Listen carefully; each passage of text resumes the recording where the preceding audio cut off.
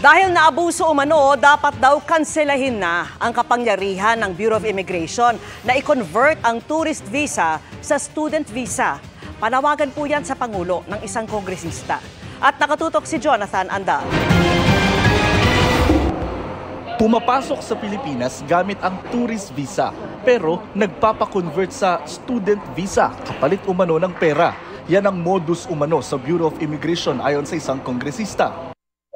Doon sa mga enterprising BID officials, ginagawang parang money-making scheme ito. Dito sa nakita natin na nangyari sa Cagayan, yung mga tourist na pumunta dyan, na-issuehan ng extension dahil they were issued a student visa.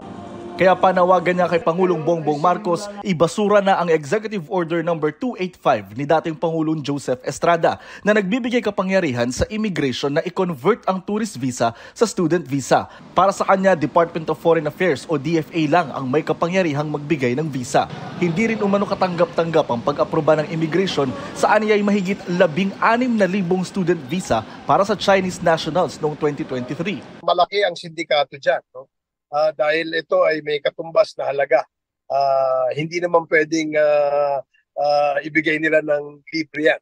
May inihain ng resolusyon sa Kamara para imbestigahan ang umano'y korupsyon kaugnay niyan, partikular na ipatatawag ang isang opisyal ng immigration. The head of the visa section tourist should be summoned to appear before this august body and be able to answer many of these allegations.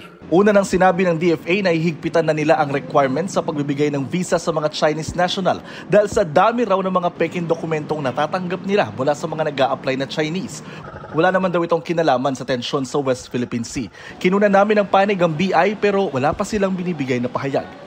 Para sa GMA Integrated News, Jonathan Andal, nakatutok, 24 oras.